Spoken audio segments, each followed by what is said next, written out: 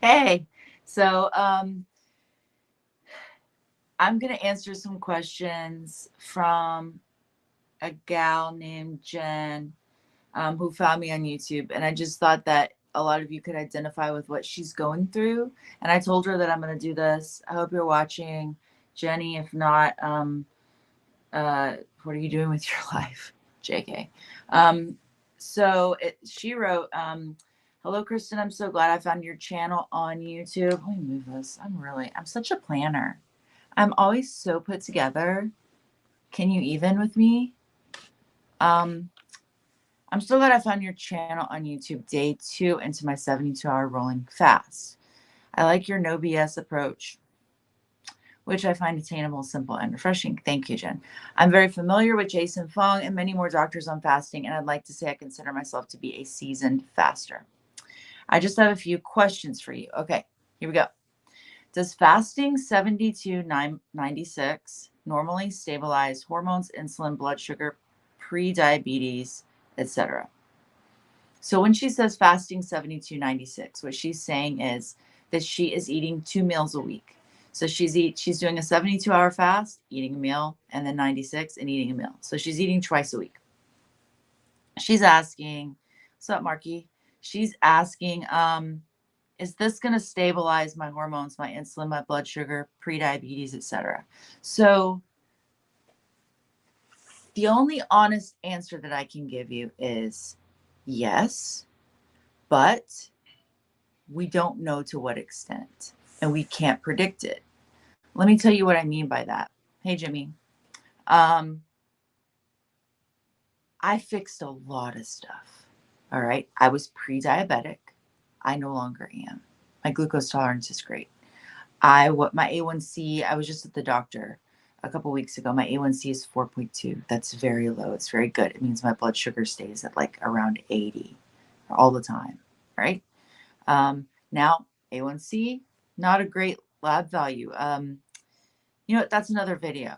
My point is that I fixed most things. I fixed most of my hormones. My insulin, my fasting insulin was 3.8. That's extremely low. Okay. Uh, does that mean that if I went back to eating how I used to eat, if I went back to eating carbs and sugar in the standard American diet, does that mean that I'm healed and cured? So now I can eat whatever I want? No, no. The damage is done, and you're never going to be able to go back to eating the way that you used to eat, right? It's just like imagine you have a peanut allergy. You have to think of it that way. For whatever reason, my body does not respond to carbohydrate. I don't have the carbohydrate metabolism of somebody who never gets fat. What you have to understand is, and Gary Taubes is really good on this topic. If you want to look up some of his videos, Taubes. He's a science journalist. He's written several really great books. His What he says, and he's absolutely right, is fat people are not just lean people who got fat. Oops, because they ate too much and didn't move enough. We are metabolically different. We are different creatures. Okay. If you have a peanut allergy, you're not like, oh, one fine day, I'll get to eat peanuts. No, girl, you can never eat peanuts. Okay. That's just the way that it is. Now, the cause of all of this is a whole other topic. For many years, we've been blaming sugar, but it's I really think that the leading edge of nutrition science is showing that it's not really refined sugar that did the damage. It's probably a combination of things. Sugar may have played a role, but really it's probably polyunsaturated fatty acid that broke our mitochondria and our metabolism at the subcellular level. If you're interested in that, you can look at Brad Marshall, Fire in a Bottle. You can look at his interviews with Paul Saladino, Carnivore MD. You can look at Tucker Goodrich. They're really great on this topic about polyunsaturated fatty acids. But the cause of all of this is kind of outside the scope of what we're talking about right now. I'm telling you about it to make you understand that at a subcellular level, we might just be broken. Okay, we might just be broken. You can fix a lot of it. Like, look at what I fixed. I fixed my fasting insulin. I fixed my fasting blood sugar. I fixed my hypertension. I fixed a lot of stuff. Oh my God. hate technology. Sorry, notifications. Should have turned them off. My bad. So, but let me tell you what I haven't fixed. Jimmy, that's great. He went from 547 to 331, 547 pounds to 331 pounds. That's amazing and great work. We're gonna get you the rest of the way. So I haven't fixed my endometriosis and my adenomyosis. Okay. I haven't fixed the estrogen dominance that causes that. Why? I'm not really sure. I fixed a lot, but I still am probably going to have surgery for endometriosis. It may even mean a hysterectomy. I can't tell you why. Some people, and another person that may have been fixed, or it may be that I already had all this endo and all the inflammation, and what I've done is not enough to get rid of all of it. Maybe I'm not going hard enough. There's a million different questions, but the answer that I can give you is we don't know, but do it and see what happens. Because even if there's not as much healing as you would like, there will be healing. There will be healing, and it will probably be profound. So don't look for excuses not to do it. People always want to know what's going to happen. All we know is that it's going to be good. So just don't worry about it and just start. Okay. She writes, I hate this word, but I'm obese with severe insulin resistance. I was working out 6 times a week, counting micros and macros, no sugar, carbs, clean eating, nothing in a packet or that has a label on it, whole, natural, untouched food, but I've gained 22 pounds a year over the course of 5 years. Yikes. Been to many doctors. What a joke. Yeah, because you're not fasting.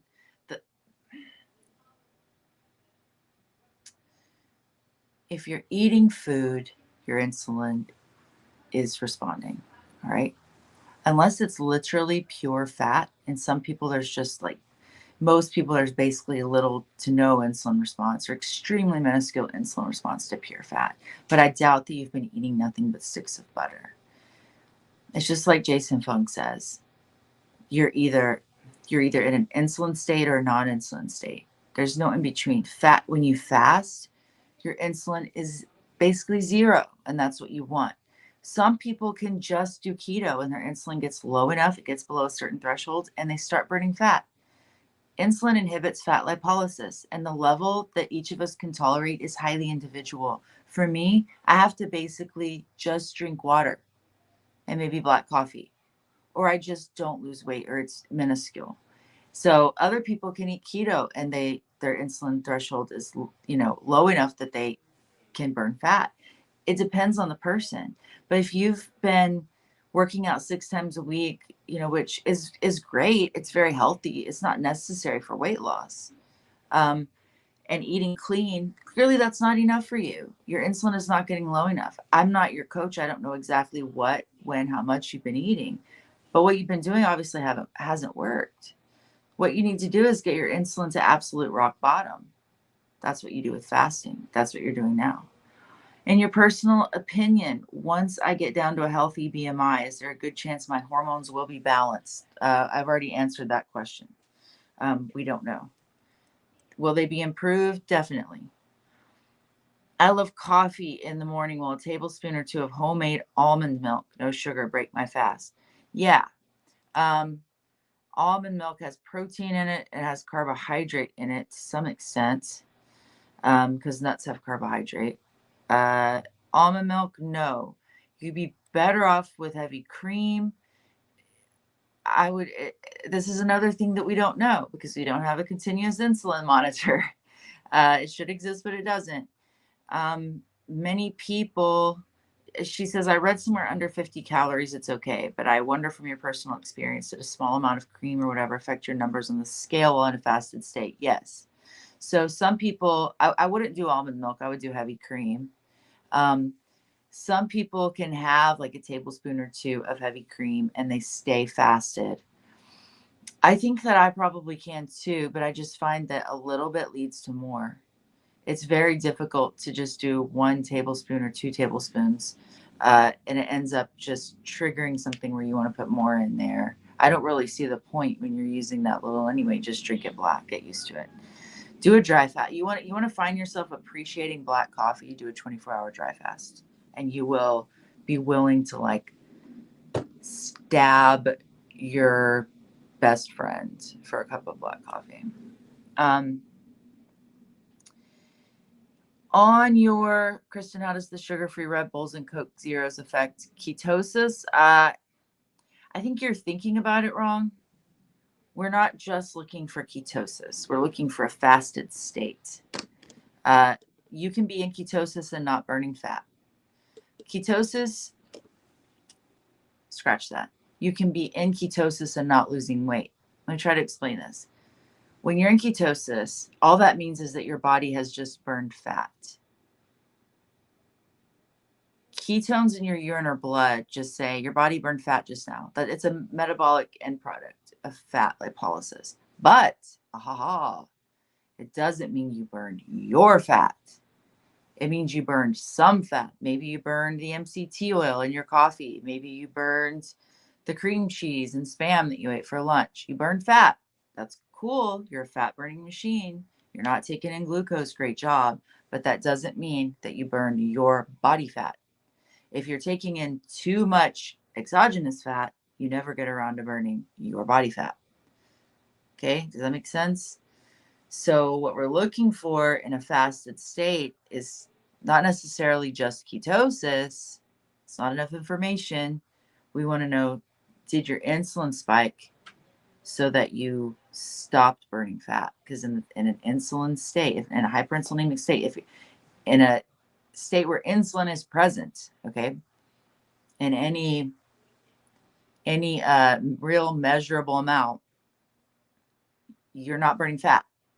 The way that we say it scientifically is insulin inhibits fat lipolysis. That means in the presence of insulin, fat does not get metabolized. It doesn't get burned. You don't lose weight. All right. And like I just finished saying, that insulin threshold is different for everybody.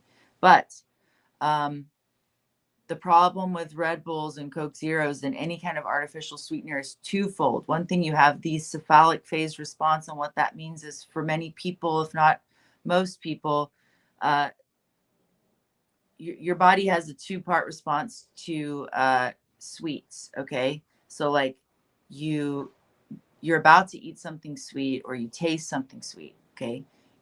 It could even be in some people that you smell something sweet and your body goes, oh, we're about to take in glucose.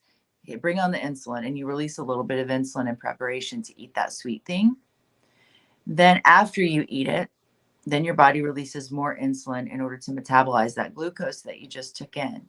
So that first phase is called the cephalic phase. And this is the problem with tasting sweet, even if it's not real sugar. Your body will release a little bit of insulin in response to the taste of sweet.